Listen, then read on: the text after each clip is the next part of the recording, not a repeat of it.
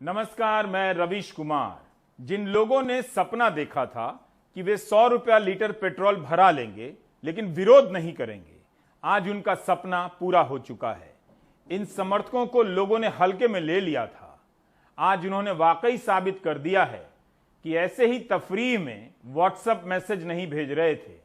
Petrol का 106 रुपये litre के पार चले जाना तीनों प्रकार से अहम है।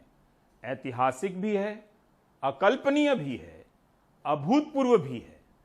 ऐतिहासिक को लेकर उतनी चिंता नहीं होगी क्योंकि इतिहास का सिलेबस तो चुटकी में चेंज हो जाता है। अगले साल लिख दिया जाएगा कि जब देश में पेट्रोल 5 रुपये लीटर मिल रहा था तब विपक्ष 100 रुपये का बताकर विरोध कर रहा था और देश की तरक्की में रोड़े अटका रहा था। मई से लेकर अभी तक पेट्रोल डीजल के दाम 23 बार बढ़े हैं, तब जाकर पेट्रोल 100 के पार पहुंचा है। ये वाला डेटा तो जरूर ही अकल्पनीय और अभूतपूर्व होगा। मध्य प्रदेश के बालाघाट के लोग 106 रुपये 25 पैसे प्रति लीटर पेट्रोल भरा रहे हैं। भोपाल और इंदौर के 104 रुपये लीटर दे रहे हैं। ज्ञात जानकारी के अनुसार देश में सबसे महंगा पेट्रोल खरीदने के लिए बालाघाट, भोपाल और इंदौर के लोगों को विशेष बधाई भेजी जानी चाहिए। तीसरे नंबर पर औरंगाबाद है, जहां लोग 103 रुपये लीटर पेट्रोल भरा रहे हैं। चौथे नंबर पर कई शहर हैं जहां 102 रुपये लीटर मिल रहा है, जैसे नासिक, कोल्हापुर, मुंबई, जयपुर, नागपुर और पुणे में 101 रुपये लीटर मिल रहा है। हमने उन शहरों का नाम छोड़ दिया है जहां के लोग 100 रुपये लीटर पेट्रोल भरा रहे हैं। क्योंकि हमारा फोकस महंगाई पर है, इसलिए हम 106, 104 रुपये लीटर पेट्रोल की चर्चा कर रहे हैं, 100 रुपये की नहीं। बंद करो। हर मौके को ऐतिहासिक बताने वाले प्रधानमंत्री या उनके किसी मंत्री ने इस ऐतिहासिक मौके पर कोई ट्वीट नहीं किया है। कम से कम 106 रुपये लीटर पेट्रोल भराने के लिए बालाघाट के लोगों को बधाई दे सकते थे। 104 रुपये लीटर भराने के लिए इंदौर के लोगों को बधाई दे सकते थे कि जल्दी आपको 105 रुपये लीटर भराने का मौका मिलेगा। पेट्रोल जीवन की मुख्य जरूरत है और ऐसा बढ़ रहा है जैसे सेकेंड वेव में कोरोना बढ़ा। 6 बार पेट्रोल के दाम, इसकी वजह से सारी चीज़ों के ऊपर इफेक्ट आता है। क्या सब्जी पे आता है, क्या इस पे आता है, आना जाना, और बड़ा मुश्किल है। सरकार आपसे बहुत विनम्र रूप से अनुरोध है कि हमारा आर्थिक विकास हमने खुद व्यक्तिगत रूप से रोक रखा है। आपसे अनुरोध है इस पेट्रोल के दाम बढ़ा के देश के विकास के लिए आर्थिक रूप से हम लोगों को क्यों नीचे कर रहे हैं। कृपया पेट्रोल के दाम कम कीजिए। और हमारी स्थिति ये हो गई कि पहले 5 लीटर पेट्रोल डलाते थे, आज 1 लीटर डलाने के लिए सोचना पड़ रहा है। और लॉकडाउन से आदमी से जी के बाहर निकल रहा है। अब कहीं जाना है किसी काम से, पर्सनल काम से, सपोज कीजिए हॉस्पिटल ही जाना है। अब हॉस्पिटल जाना है, 5 किलोमीटर हॉस्पिटल दूर है, 100 रुपये का पेट्रोल डलाया, हो गया, वापस आ गया। एक तो वहाँ हॉस्पिटल में दे दो, दूसरा इधर गाड़ियों में दे दो। 2 महीने से आदमी परेशान है, घर में बैठा हुआ है, कमाई है नहीं। प्राइवेट नौकरी वाले क्या करेंगे? प्राइवेट नौकरी किसी की तनख्वाह मिल रही, किसी को नहीं मिल रही, किसी को आधी तनख्वाह मिल रही है। अब आधी तनख्वाह मिली, जहाँ आदमी के 4000 रुपये महीने खर्चा है, वहाँ अगर 2000 रुपये मिले तो क्या बीवी बच्चे पाले? विपक्ष तो तब से विरोध कर रहा है जब जून 2020 में पेट्रोल 80 रुपये लीटर हो गया था, लेकिन उसके विरोध करने के बाद भी पेट्रोल 20 रुपया और महंगा हो गया। आईटी सेल को एक काम करना चाहिए, पेट्रोल के दाम बढ़ने का दोष विपक्ष पर डाल देना चाहिए कि उसी के विरोध के कारण 100 रुपया लीटर हो गया है। आईटी सेल अगर यह मैसेज हाउसिंग सोसाइटी के व्हाट्सएप ग्रुप में डाल दे तो वहां सारे लोग 150 रुपये लीटर पेट्रोल की मांग करने लग जाएंगे। और बढ़ाओ, ट्राई कीजिए। वैसे विपक्ष के लोग भी ट्राई कर रहे हैं कि किसी तरह जनता को समझा पाएं कि आप महंगाई से परेशान हैं, आपको लूटा जा रहा है।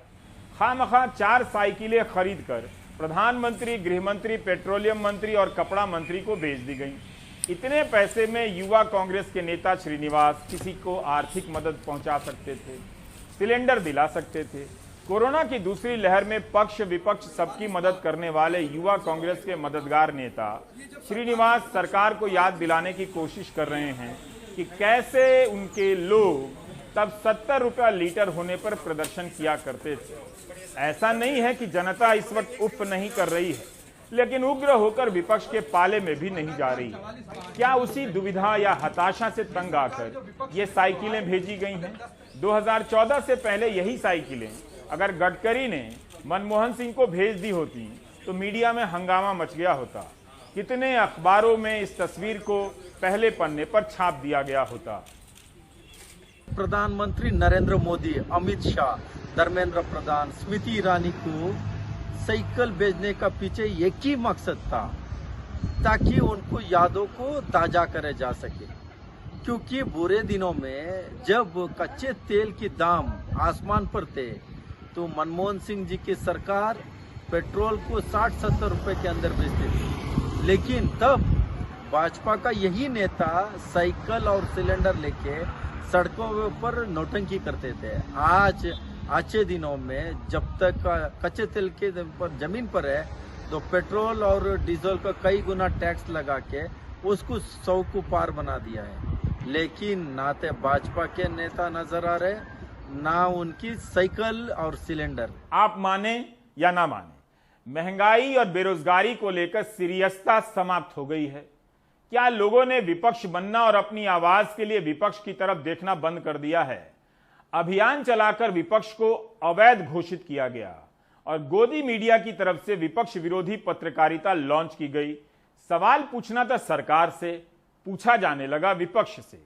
विपक्ष को दिखाना बंद कर दिया गया और सवाल पैदा किया गया कि विपक्ष कहां है, दिखाई नहीं देता। बढ़ती महंगाई के खिलाफ कांग्रेस ने शुक्रवार को कुछ इस तरह प्रदर्शन किया।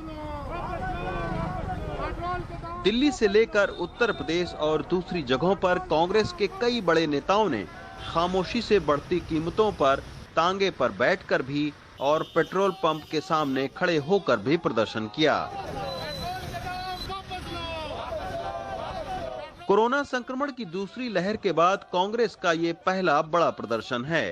1.25 साल से कोरोना चले जा रहा है, उसके तहत सभी तरह के इकट्ठ करना मना किया हुआ था। इसी कारण आज भी एक जगह कहीं बहुत बड़ा नहीं कर रहे, लेकिन दिल्ली में भी, वैसे तो पूरे हिंदुस्तान में जगह जगह हो रहा है, लेकिन दिल्ली में भी आज 400 जगह पे ऐसे लोग हमारे साथी पहुंच के आज अपना विरोध प्रकट कर रहे हैं। तमाम सारी जगहों पर कांग्रेस के धरना प्रदर्शन चल रहा है, लेकिन इसमें सबसे बड़ी बात यही है कि पेट्रोल और डीजल में जो राज्य सरकार का टैक्स होता है, यानी वैट जो होता है, जो एक्साइज टैक्स होता है, उसके वजह से पेट्रोल और डीजल के ज़्यादा दाम बढ़ रहे हैं। लेकिन कांग्रेस शासित प्रदेशों में भी वैट जो है वो टैक्स कम करने का अभी कोई योजना नहीं है, तो निश्चित तौर पर इसके कहीं ना कहीं राजनीतिक मायने भी हैं और एक सियासी फायदा उठाने की कोशिश भी है।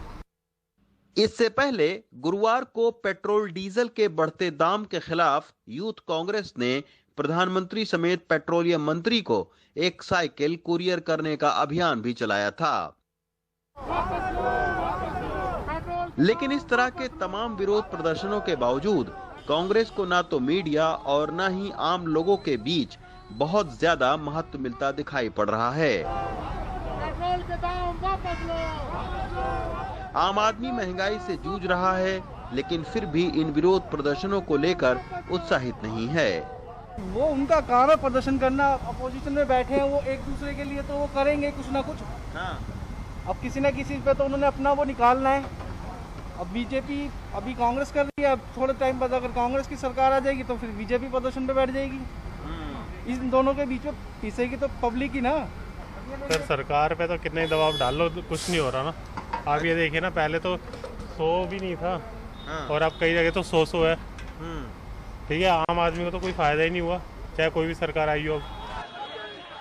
देश भर में पेट्रोल डीजल के दाम बढ़ने से महंगाई पर इसका असर पड़ा है। केंद्र सरकार पेट्रोल पर करीब 32 रुपए टैक्स और राज्य सरकार करीब 13 रुपए टैक्स वसूलती है।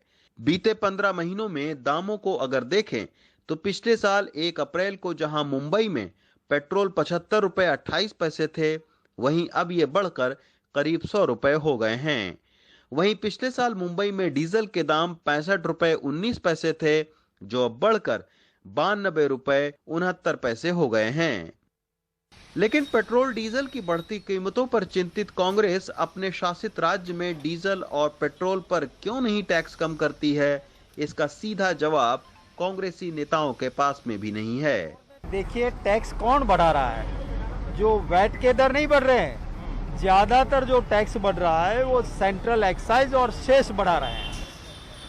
मोदी सुल्तान का महल बनाने के लिए 22,000 करोड़ खर्च करते हैं और जो पेट्रोल डीजल पे एक्साइज बढ़ाते बढ़ाते जा रहे हैं। तो पहली जिम्मेवारी एक्साइज कम हो, सेस बंद हो और लोगों को फायदा मिले। जरूरत अगर आपको पैसे की है, आपके पास पैसे नहीं, तो ये विस्ता प्रोजेक्ट बंद करो ना भैया। पहले कोरोना संक्रमण और अब बढ़ती महंगाई से बहुत सारे लोग प्रभावित हुए हैं, लेकिन अब भी विपक्ष विरोध प्रदर्शन करके सड़कों पर जोरदार उपस्थिति दर्ज कराने में ज्यादा कारगर नहीं दिखाई पड़ रही है। नई दिल्ली से शशिकांत के साथ रवीश रंजन शुक्ला, एनडीटीवी इंडिया। कांग्रेस ने महंगाई को लेकर आज देश भर में प्रदर्शन किया है। 2010 में एक फिल्म आई थी पीपली लाइव।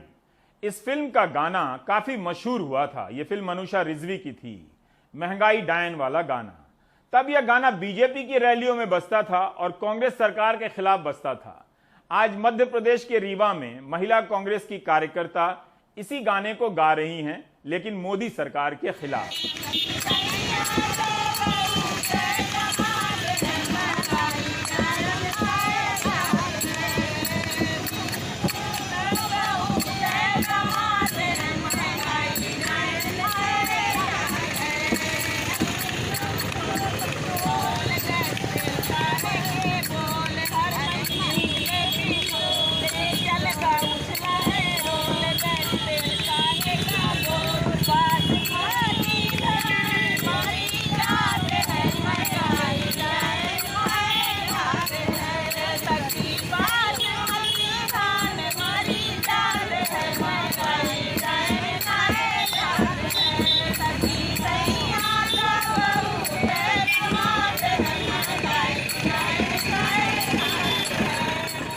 महंगाई की मार अब की बार मोदी सरकार के वादे के साथ आई है। सरकार जनता के साथ लूट कर रही है, ठगी कर रही है।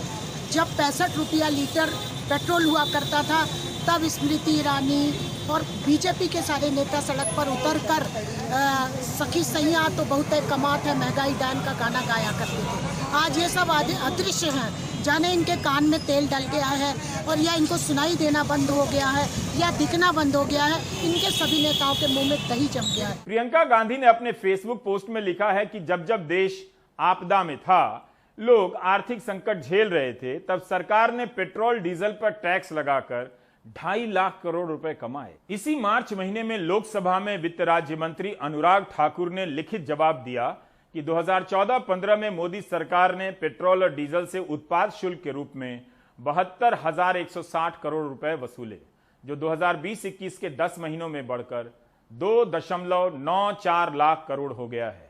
यह वृद्धि 300% के करीब है। मध्य प्रदेश के बालाघाट में पेट्रोल 106 रुपए लीटर से भी अधिक का हो गया है। कोई समृद्ध इलाका नहीं है, लेकिन यहाँ के लोग दिल्ली से भी 11 रुपए ज्यादा दाम दे रहे हैं। पेट्रोल 106 रुपए हो गया है और काफी इसमें जो टैक्स है, केंद्र सरकार राज्य सरकार दोनों टैक्स लगा रही है। तो ऐसी स्थिति में राज्य सरकारों को टैक्स कम करके आम जनता को राहत देनी चाहिए। यहाँ पेट्रोल के रेट बहुत अधिक हो गए हैं। 106 रुपये बहुत मायने रखता है और शायद पूरे मध्य प्रदेश में बालाघाट जिले में पेट्रोल का रेट सबसे अधिक है। इससे आम जनता का मासिक बजट बिगड़ गया है। 97 रुपये डीजल डल रहा है और उसका भाड़ा नहीं मिल रहा है। अच्छा, इससे काफ़ी नुकसान हो रहा है हमको। गाड़ी के मेंटेनेंस भी तकलीफ हो रही है। मोटर पार्ट्स वालों ने भी माल की वजह से गाड़ी के पार्ट्स को भी दाम बढ़ा दिए। होटल खाना भी बहुत महंगा हो गया है। सिर्फ पेट्रोल ही नहीं, सरसों तेल का दाम भी आसमान छू रहा है। 200 रुपया लीटर से भी पार चला गया है सरसों का तेल। गैस का सिलेंडर 800 रुपए से अधिक हो गया है। आम आदमी पार्टी के राज्यसभा सांसद सुशील गुप्ता ने ट्वीट किया है कि महंगाई दिन प्रतिदिन बढ़ती जा रही है, परंतु जनता की आय में कोई वृद्धि नहीं हो रही है। नरेंद्र मोदी जी अब पकौड़े का धंधा भी हो गया है फेल। 200 पार हो गया है सरसों का तेल। भाजपा आई, महंगाई लाई। लोग आर्थिक तौर पर टूट चुके हैं। रोजगार नहीं है, कमाई नहीं है, महंगाई आसमान पर है। लोग अपनी जमा पूंजी और फिक्स डिपॉजिट तोड़कर खर्च चला रहे हैं। यह कहानी भी उसी तरह से गायब कर दी गई है जैसे कोविड से मरने वालों की संख्या गायब कर दी गई। पहले सरकारें महंगाई और बेरोजगारी से घबराती थीं, अब शर्माती भी नहीं है। शर्माती तो हरियाणा सरकार राशन में सरसों तेल देना बंद ना करती। सरकार को लगा होगा कि गरीबों के पास इतना पैसा आ गया है, उन्हें भी 200 रुपए लीटर सरसों तेल खरीद कर खाना चाहिए। इसका मतलब यह नहीं कि राशन में अब गरीबों को स्कूटर दिया जा रहा है ताकि 100 रुपए लीटर पेट्रोल भरा सके। हरियाणा के राज्य सहकारिता आपूर्ति और विपणन संघ लिमिटेड, जिसका अंग्रेजी में नाम काफी सिंपल है, हैफेड ने कहा है कि उसके पास सरसों नहीं है। इसके बाद हरियाणा के खाद्य आपूर्ति विभाग ने पत्र जारी कर बताया है कि गरीबी रेखा से नीचे के लोगों और अत्यंत गरीबों के लिए जून के महीने में सरसों का तेल नहीं दिया जाएगा। हरियाणा के खाद्य आपूर्ति विभाग ने सहर्ष सभी राशन दुकानों को आदेश भेज दिया है कि मई के बाकी स्टॉक और जून के महीने के लिए सरसों तेल की सप्लाई नहीं होगी। हैफेड का कहना है कि किसानों ने महंगी दाम में अपने सरसों प्राइवेट प्लेयर को बेच दिए हैं। क्या इस वजह से गरीबों को तेल नहीं दिया जाएगा? यह कौन सा तर्क हुआ? सरकार ने कहा कि बीपीएल कार्ड धारकों को 250 रुपए कैश दिए जाएंगे, लेकिन खाता धारकों का कहना है कि इस पैसे में 2 लीटर सरसों तेल नहीं मिलेगा, सरकार ही दे। मटिया तेल मिलता था, चीनी मिलती थी, पहले 7 दड़ी कणक मिला कर दी, 5-5 किलो कणक मिला है जी एक राशन पे। गरीब आदमी क्या करेगा? ये सरकार ये भी कह रही है कि भाई नमक भी बंद और तेल भी बंद, तो गुजारा कहाँ से होएगा? सरकार है इतना वो कर रही है तो फिर खरीद के दे दो। 2 साल हो गए हमारा लॉकडाउन लग गया है, गरीब आदमी है मम, हाँ जी, और ये मम क्या करेंगे? हमारा को कह रही है सरकार भाई लॉकडाउन में कह रही है तेल भी, जब तो सरकार में कह रही थी भाई गरीब बना अमीर कर देंगे और भाई घर घर आम मकान लुआ देंगे, कह रहे थे कॉलोनी के बारे में भी, और आप हमारे अब टाड़ा करवा रहे हैं इस तेल नून की भी, क्यों टाड़ा होगी हमारे गरीब आदमी की? विपक्ष के रूप में समाज और राजनीतिक दल अपनी जगह की तलाश में हैं। योगी आदित्यनाथ दिल्ली में क्या तलाश रहे हैं, इसे लेकर हो रही चर्चाओं को अटकलबाजी का नाम दिया जा रहा है। राजनीति में जब होता हुआ नहीं बताना होता है, तब ऐसा कुछ होने लगता है जिससे आपको हंसी तो आती है मगर आप हंस नहीं पाते हैं। अब आप इस तस्वीर को देखिए। योगी आदित्यनाथ प्रधानमंत्री मोदी से मिल रहे हैं। मेज पर एक किताब रखी हुई है। वही किताब क्लोजअप में नजर आती है जब योगी आदित्यनाथ गृह मंत्री अमित शाह से मिल रहे हैं। और अब इस वीडियो में आप देख सकते हैं कि बीजेपी के अध्यक्ष जेपी नड्डा को सौंप रहे हैं। यह किताब का लोकार्पण है या समर्पण? समर्पण है तो किसका है?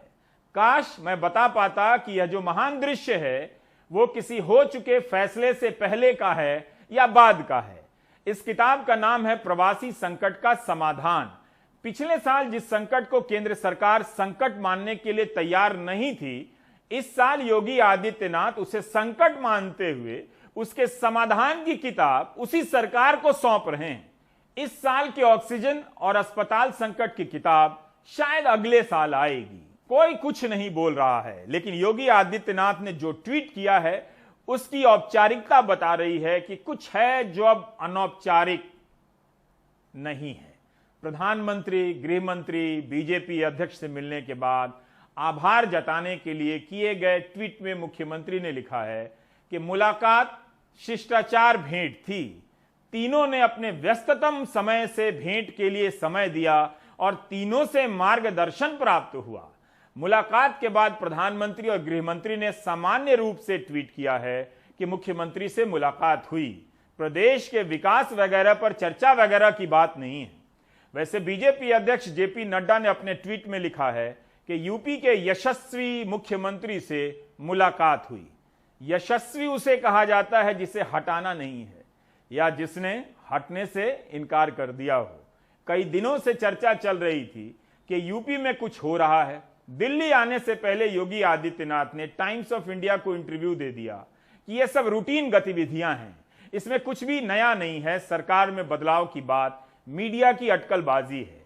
इसके बाद भी आम आदमी पार्टी के नेता संजय सिंह परेशान हो गए और ट्वीट कर दिया उन्होंने कि वैसे तो मैं वैचारिक रूप से आदित्यनाथ जी का घोर विरोधी हूं, लेकिन जिस प्रकार से देश के सबसे बड़े सूबे के मुख्यमंत्री को अपनी कुर्सी बचाने के लिए दर दर मिन्नतें करनी पड़ रही हैं, वो इसी प्रकार है जैसे किसी बच्चे से गलती होने पर हर टीचर के सामने कान पकड़कर माफी मांगनी पड़े। शुक्रवार सुबह भी मीडिया की निगाह योगी आदित्यनाथ पर रही। प्रधानमंत्री नरेंद्र मोदी से उनकी मुलाकात 1 घंटे से ऊपर चली। बताया जा रहा है कि इस मुलाकात में योगी ने अपना और सरकार का ट्रैक रिकॉर्ड दिखाया। वो अपने साथ अपने कामकाज के दस्तावेज लाए थे। योगी ने दावा किया कि कोरोना प्रबंधन में कोई गड़बड़ी नहीं है। उन्होंने मंत्रिमंडल विस्तार के लिए भी कुछ नाम सुझाए। संगठन में बदलाव के लिए भी कुछ नामों पर बात हुई, लेकिन योगी ने प्रदेश अध्यक्ष स्वतंत्र देव को ना बदलने की सिफारिश की। बताया जा रहा है कि प्रधानमंत्री ने उनसे विकास कार्यों पर जोर देने को कहा, खासकर जेवर इंटरनेशनल एयरपोर्ट और पूर्वांचल एक्सप्रेसवे पर बात की। इसके बाद योगी ने 2 घंटे पार्टी अध्यक्ष जेपी नड्डा से बात की। ये साफ है कि योगी अपने पद पर बने रहेंगे, लेकिन दिल्ली दरबार में उनकी पेशी बताती है कि यूपी में सब कुछ ठीक नहीं है। निकाय चुनाव में बीजेपी सपा के हाथों पिट गई। कोरोना प्रबंधन को लेकर अपनों ने भी सरकार की आलोचना की। सहयोगी दलों से असंतोष की खबर आती रही। इसलिए गुरुवार को जब योगी अमित शाह से मिल रहे थे, वहां पर अनुप्रिया पटेल भी मौजूद थीं। इससे पहले वो संजय निषाद से मिल चुके थे।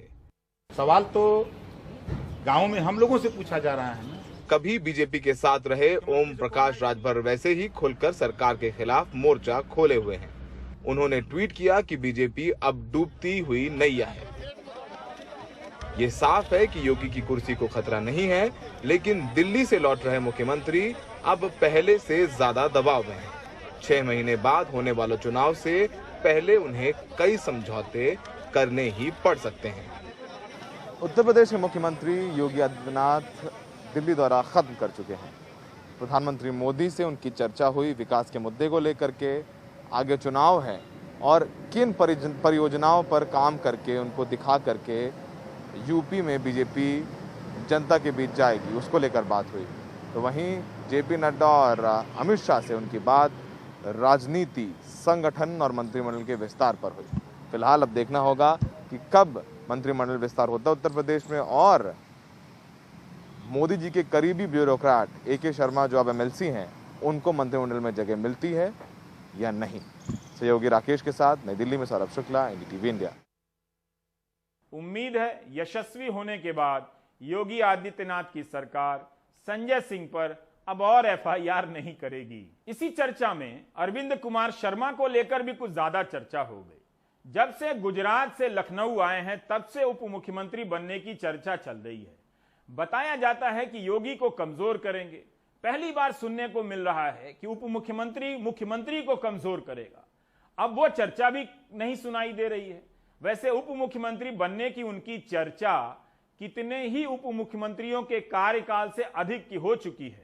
यूपी में सब शांति से हो रहा है, मुख्यमंत्री भी शांत हैं। शांत ना होते तो विरोधियों को ललकारने वाले योगी नीति आयोग की सतत विकास सूचकांक वाली रिपोर्ट पर फुफकार चुके होते। नीति आयोग ने सतत विकास सूचकांक की रैंकिंग जारी कर यूपी को बहुत खराब जगह दी है। यूपी को उद्योगों के मामले में 100 में 42 अंक मिले हैं। उद्योग के इनोवेशन और इंफ्रास्ट्रक्चर के विकास में यूपी से 16 राज्यों को ज्यादा नंबर मिले हैं। This is not done. इसी बीच एक विचित्र घटना और हुई है। बीजेपी के विधायक डॉक्टर राधा मोहन दास अग्रवाल ने ट्वीट कर दिया, मुझे जाने क्यों टैग कर दिया। अब कर दिया है तो कोई बड़ी बात नहीं, लेकिन मैं समझ नहीं पा रहा हूं कि एक अन्य योगी और जलेबियों की तस्वीर अगल बगल क्यों लगाई गई है।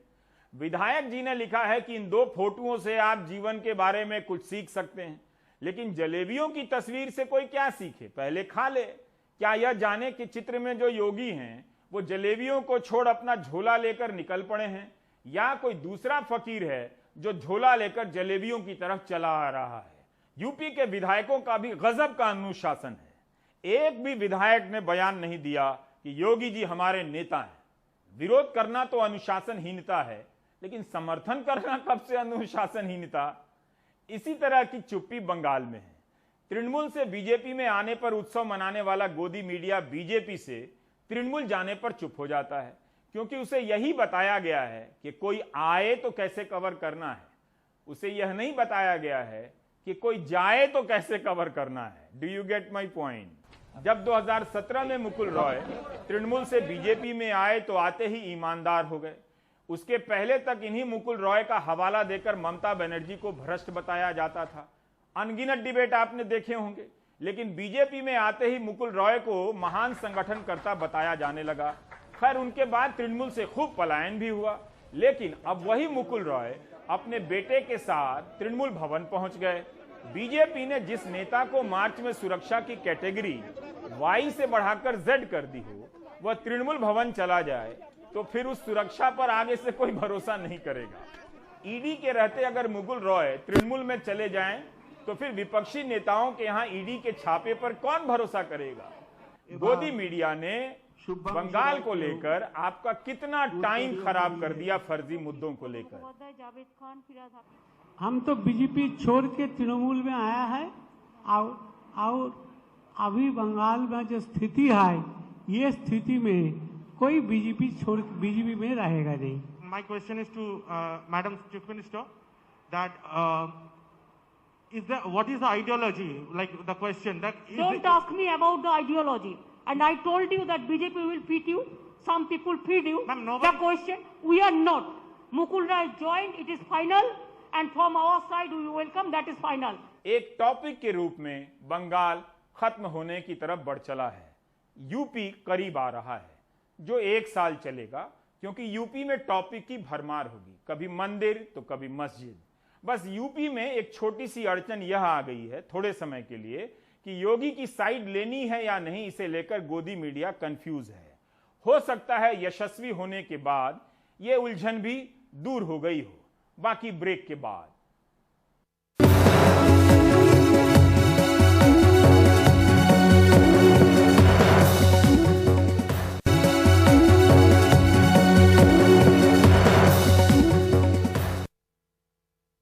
मध्य प्रदेश में 200 से अधिक म्यूकरमाइकोसिस या ब्लैक फंगस रोगियों को पिछले कुछ दिनों में प्रतिकूल प्रतिक्रिया का सामना करना पड़ा है। रिएक्शन हो गया, क्योंकि इस बीमारी के इलाज के लिए इस्तेमाल की जाने वाली दवा का एक सस्ता विकल्प कथित तौर पर 3 प्रमुख अस्पतालों को दिया गया, जिससे मरीजों में बुखार, उल्टी और रक्तचाप में उतार चढ़ाव जैसे लक्षण दिखाई देने लगे। उधर सरकार ने कहा है कि सस्ते इंजेक्शन में कोई गड़बड़ी नहीं है। एक और मामले में सरकार ने कोर्ट में माना है कि दूसरी लहर के दौरान कई वेंटिलेटर पैक करके ही रखे रह गए।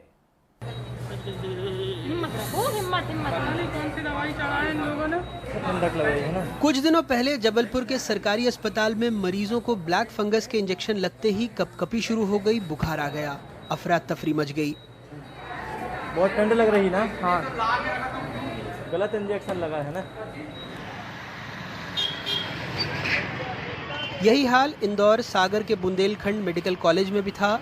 डॉक्टरों ने कहा 5 जून से लिपोसोमल इम्फोटेरेसिन बी के बजाय लिपोलाइज्ड इम्फोटेरेसिन बी दिया जा रहा था, जिसके बाद मरीजों की तबीयत बिगड़ी, फिर उसका प्रयोग बंद किया गया। वर्तमान में 40 मरीज इलाजरत हैं। इनमें से कल शाम 27 मरीजों को एम्फोटेरेसिन बी का इंजेक्शन लगाया गया था। माइल्ड एडवर्स रिएक्शन होने पर इंजेक्शन को तत्काल रोका गया। तो मैंने तुरंत अपने वार्ड में फ़ोन किया कि इंजेक्शन एम्फोटेरेसिन नहीं लगाया जाए। फिर कसार सर से बात करके सब इंजेक्शन बंद कराए गए और उसी समय 2 मरीजों को ठंड लगने लग गई थी।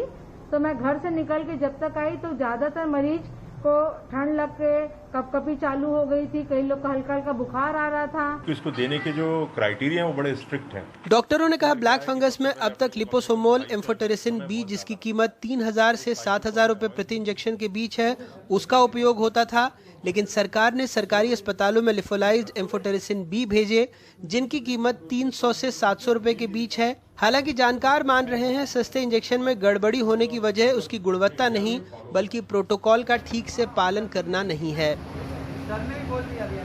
लाइफोलाइज्ड एम्फोटेरेसिन बी के अंदर क्या रहता है कि हम डोज कम देते हैं, क्योंकि वो किडनी के लिए टॉक्सिक ज़्यादा होती है, साथ में उसमें रिएक्शन होने की भी संभावना रहती है और इसको लंबे समय तक देने की आवश्यकता पड़ती है।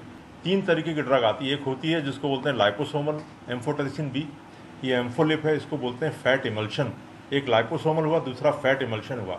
सबसे प्लेन आता है जो करीब 300-400 रुपये का आता है, जिसको बोलते हैं लाइफोलाइज्ड एम्फोटेरेसिन बी। इसको हमें 6 से 8 घंटे में देना है। इसका डोज बहुत कम देना है।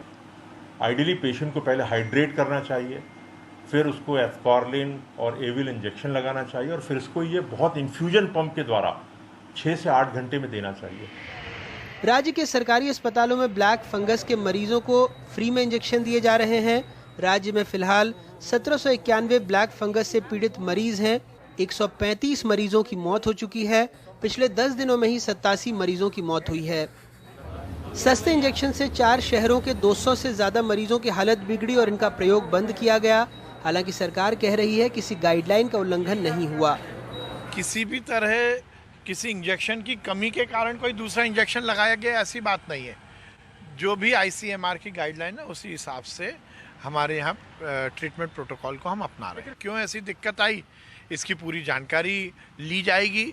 उस स्टॉक में दिक्कत थी, उस ब्रांड में दिक्कत थी, या प्रक्रिया में दिक्कत थी, ये जांच के बाद ही पता लगेगा। मामला हाईकोर्ट में भी है और जानकार कहते हैं सरकार के पास पर्याप्त इंजेक्शन नहीं है। एम्फोटेरेसिन बी 34,800 के करीब अभी तक प्राप्त हुए हैं सेंट्रल गवर्नमेंट से, और पोस्कोनाजोल जो दवाई होती है जो ब्लैक फंगस में लगती है वो 23,000 से ऊपर अभी इंजेक्शन्स आ चुके हैं। 1,000 से ऊपर मरीज जो करंट में हैं, जो इलाजरत हैं, उनको देखते हुए ये जो मेडिसिन्स आई हैं सेंट्रल गवर्नमेंट से ये बहुत कम है, और हाईकोर्ट में आवेदन लगाया गया है कि राज्य सरकार को हर हालत में इंपोर्ट करे या कहीं से प्रोक्योर करे। इलाज में सरकारी लापरवाही का एक और उदाहरण।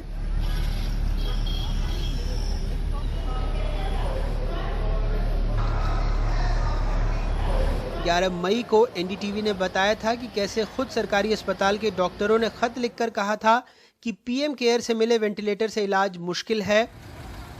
ये भी बताया था कि कैसे राज्य के अलग अलग संभागों में वेंटिलेटर धूल खा रहे हैं। अब हाईकोर्ट में सरकार ने अपने हलफनामे में माना है कि दूसरी लहर में जब लोग मर रहे थे तब प्रदेश के मेडिकल कॉलेजों और अस्पतालों में 204 नए वेंटिलेटर डिब्बों में बंद थे। 204 से अधिक वेंटिलेटर्स अभी सील बंद डब्बे में स्टोर रूम में रखे हैं, जिसको सरकार कहती है कि वो बैकअप के तौर पे रखे गए हैं।